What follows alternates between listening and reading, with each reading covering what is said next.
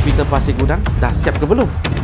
So keceritanya saya ingin mengkongsikan status terkini pembinaan Hospital Pasir Gudang.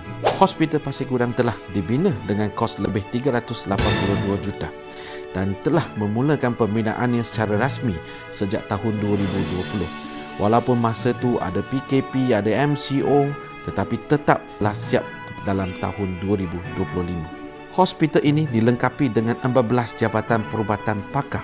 Contohnya perubatan am, pakar bedah am, pakar kanak-kanak, pakar ortopedik dan macam-macam. Dengan berkapasiti 304 katil serta peralatan moden dan persekitaran yang selesa untuk memberikan perkhidmatan kualiti kepada pesakit. Selain daripada bangunan induk hospitalnya, dia termasuk juga kuartus bagi doktor dan juga blok asrama jururawat.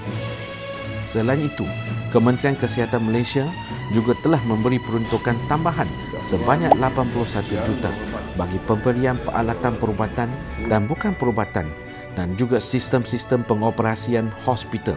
Mudah-mudahan dengan peruntukan ini kita dapat pengoperasian hospital ini dengan cara berfasah.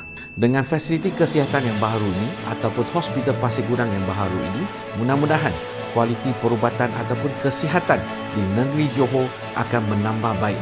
Dengan slogan Maju Johor, kita akan sedaya upaya untuk mencapai hasrat Maju Johor.